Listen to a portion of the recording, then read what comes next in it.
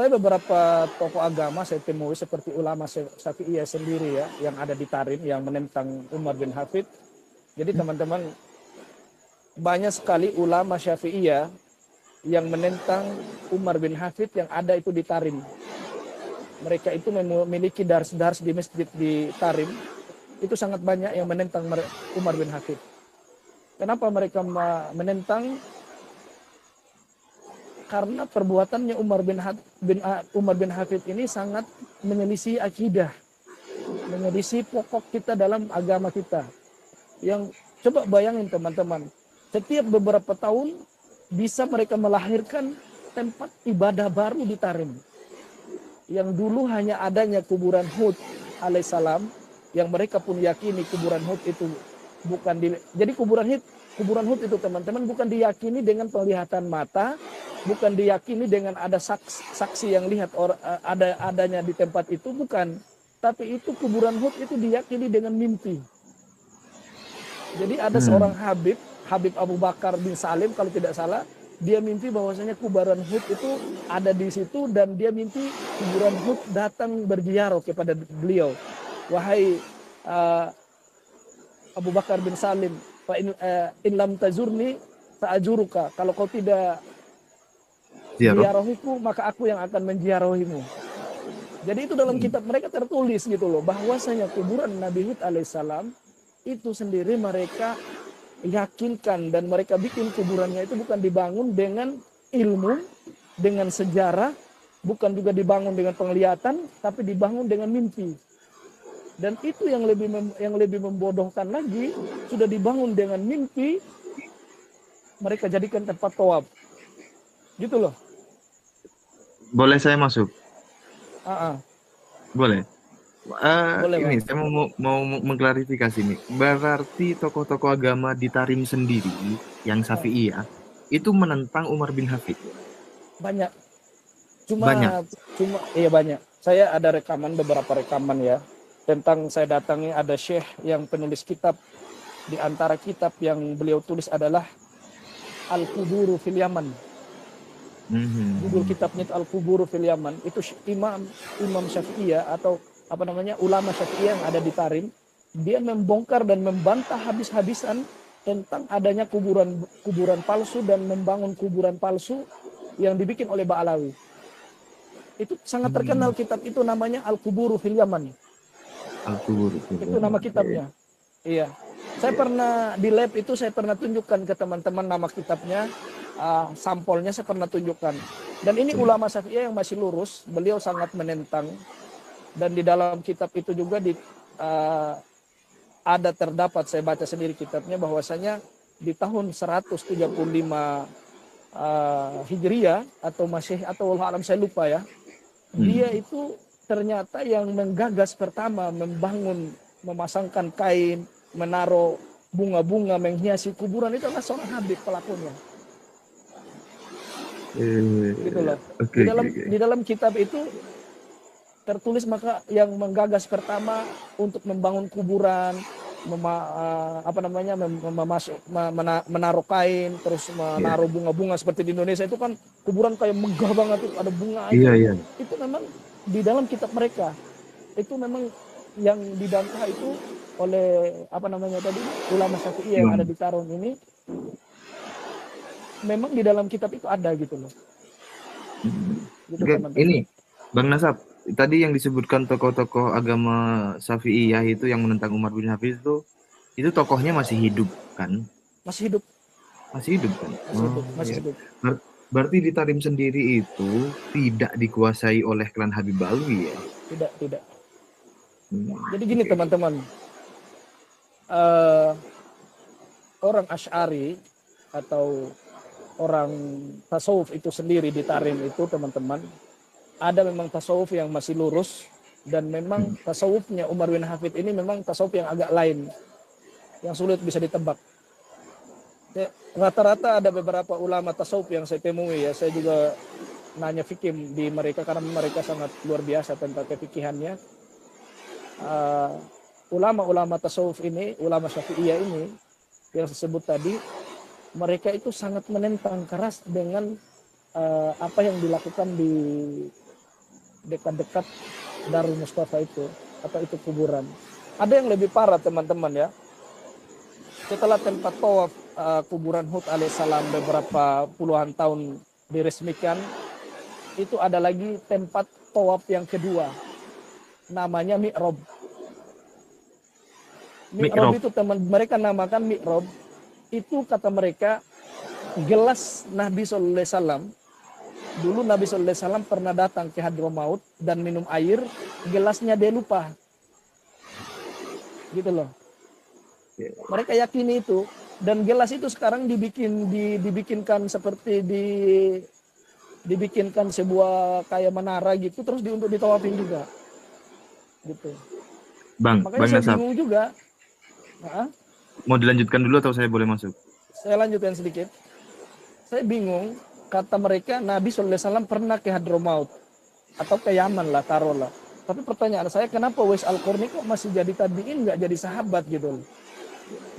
Padahal dia adalah manusia yang Nabi Sallallahu Alaihi Wasallam perintahkan ke Umar ibn Khattab, kalau ada seorang laki-laki yang bernama Uwais Al-Qarni, minta doa kepada dia. Dia datang dari Yaman.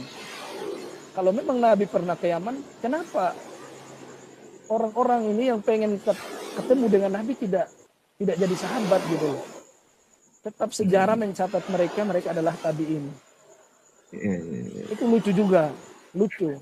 Jadi kalau bilang Nabi pernah datang minum air, terus gelasnya dia taruh di Hadramaut, kalau menurut saya itu adalah palsu, tidak dibenarkan dalam syariat. Itu adalah cerita-cerita dongeng.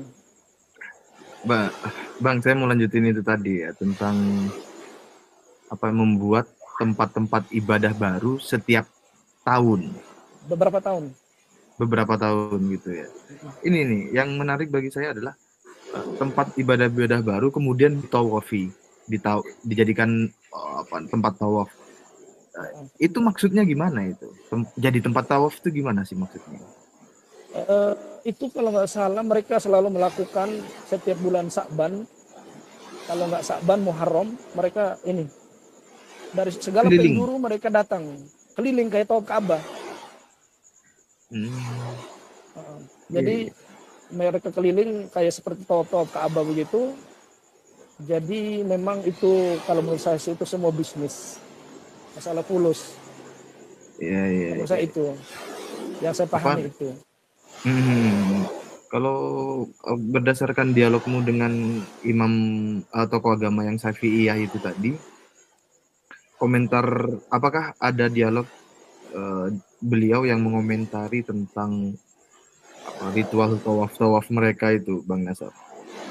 Banyak sekali teman-teman, kalau teman-teman mau tahu tentang ulama-ulama Syafi'iyah ya, ditulis saja di YouTube itu pasti keluar. Ulama-ulama Syafi'i yang ada di Tarim itu menyerang lewat mimbar, lewat mikrofon tentang kesesatan dan tidak bolehnya hal-hal yang dilakukan oleh Umar bin Hafid yang mereka tentang itu banyak sekali. Gitu. Jadi banyak sekali hal-hal itu. Ya, Bang Nasab, apakah tokoh-tokoh agama Syafi'iyah yang ada di Tarim itu mengakui bahwa Umar bin Hafid itu sebagai zuriyah Nabi? Tidak mengakui. Itu diucapkan secara tegas dan jelas atau bagaimana? Secara tegas. Malah mereka itu mengatakan kalaulah mereka adalah zuriyah Nabi, mereka mengerjakan kesesatan maka terbatallah kedurian mereka. Mereka berpedoman dengan hadis Nabi. Orang yang keluar dari akidah dan syariatnya Nabi Sallallahu Alaihi Wasallam, maka Nabi pun tidak akan mengakui mereka. Seperti Abu Jahal, Abu Lahab kan, Abu Lahab Ibnul Uzza, Ibnul Abdul Muttalib itu paman Nabi. Dia terbatalkan ke Nabi gara-gara perbuatan kesyirikannya. Nabi tidak mengakui dia karena kesyirikannya. Gitu loh. Jadi sama dengan Ba'alawi, mereka membuat tempat-tempat kesyirikan di Tarim. Apalagi sekarang mereka mengatakan kalau mau umroh kita sempurna, maka singgah dulu ke Tarim. Apalagi mereka mengatakan siapa yang memberi salam dari luar Tarim, maka yang menjawabnya adalah Nabi Shallallahu Alaihi Wasallam di dalam Tarim. Kan ini kan terbatal kalaulah mereka dzurriyyah, gitu loh.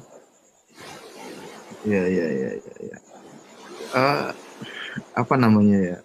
bentar, tentang makam Nabi Hud itu, kalau menurut informasi yang Bang Nasab dapatkan itu, munculnya itu beberapa puluh tahun terakhir atau sejak dulu? Kalau nggak salah itu 30 tahun yang lalu. Oh, Jadi gini teman-teman, hmm, dipahami dulu ya. Adanya Durian Nabi atau klan Ba'alawi ini terjadinya 30 tahun yang lalu. Ini ahli-ahli tarikh yang saya temui di Yaman yang mengaku klan Ba'alawi atau sampai detik ini kita kenal di Indonesia Robito Alawiyah, itu terjadinya 30 tahun yang lalu. Dulu yang ada di Yaman itu cuma hanya 2 nakobah. Ada Al-Hasani dan ada Bani Hasim. Dan Ba'alawi dulu mereka mengaku-ngaku mereka dari Bani Hasim. Itu awal-awal mulanya. Awal-awal mulanya mereka belum berani ngaku mereka adalah Habib atau Durian Nabi. Mereka masih menempelkan diri mereka ke Bani Hasim. Ya mungkin di Yaman itu Bani Hasim ini adalah orang-orang bawazir dan pecah-pecahannya. Seperti itu. Itu sejarah mencatat itu orang-orang ahli tarikh. Kalau teman-teman tahu yang namanya kitab At-Tarikh Hadromiyah, itu kitab sangat ditakuti oleh Ba'alawi. Nama kitabnya itu At-Tarikh Hadromiyah. Itu kitab sangat ditakuti oleh Ba'alawi. Karena kitab ini memang membongkar semua Ba'alawi ketika mereka itu berkuasa di Yaman. Gitu loh. berkuasa di Yaman.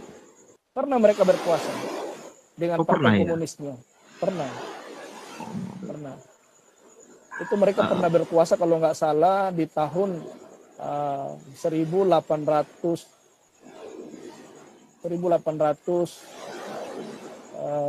Sekian lah. 1887, 1886, 85, 89. Ali Abdullah Soleh mengambil alih negara itu kan sekitar tahun 90-an. Tahun 90-an, tahun 1889. Ali Abdullah Soleh jadi presiden. Di saat itu kan di Yaman Selatan itu kan masih dikuasai oleh Partai Komunis. Ya. Oke. Yaitu Hadramaut khususnya. Ya. Dan di antaranya pemimpin-pemimpin mereka itu adalah Salim Ali Al-Baido, itu pemimpinnya, presiden Partai Falasat.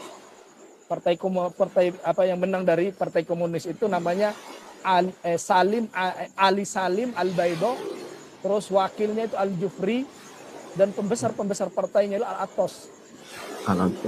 Ya. Oke Bang, kita ini apa namanya? Saya masih sebenarnya masih luas ini teman-teman, masih banyak sekali tentang masalah Partai Komunis.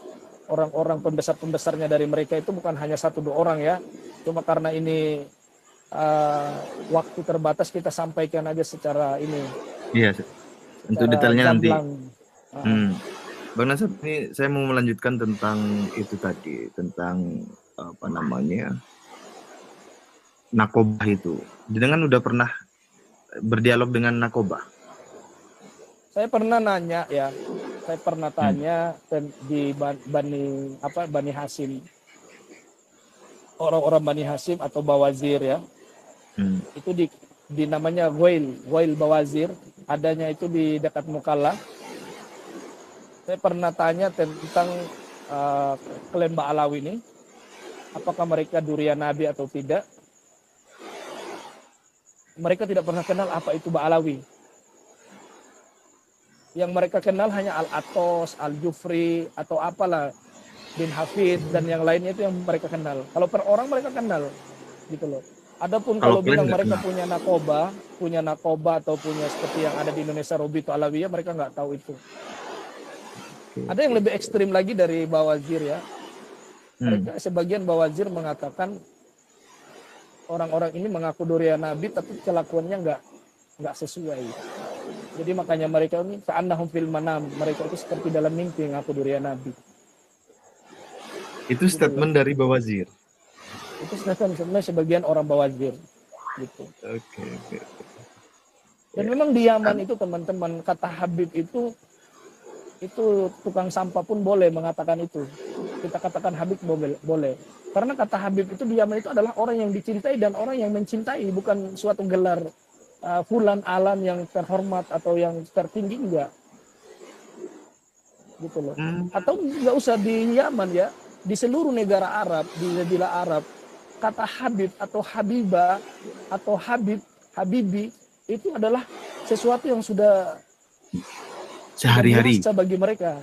Iya, kita mau beli sayur ya Habib, kam ada, udah biasa itu kata Habib, bukan gelar untuk seseorang durian Nabi gitu loh. Apalagi Ba'alawi ini kan dikatakan Habib sekitar 30 tahun yang lalu.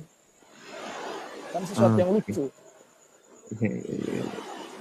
Oke. Dan yang lebih parah lagi teman-teman ya, yang kita lihat kuburan-kuburan mereka yang ada di Tarim seperti ini ya.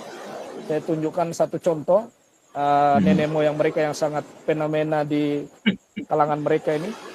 Ini lihat teman-teman di HP ini. Iya. Ini satu contoh ya. Ini tidak ada sama sekali tertulis Al-Habib atau As-Sayyid, tapi langsung Asy-Syaikh Abu Bakar bin Salim. Jadi kesimpulannya teman-teman, semua kuburannya para klan Ba'alawi yang ada di Yaman, sekaliber Abu Bakar bin Salim saja itu nggak dipasang Habib atau Sayyid. Kalau di Indonesia kan itu makam-makam itu kan ada langsung Al-Habib, As-Sayyid, Al-Habib, Al-Habib, Al-Habib. Semua kuburan yang mau asli, yang mau palsunya semua Al-Habib tertulis. Gitu loh.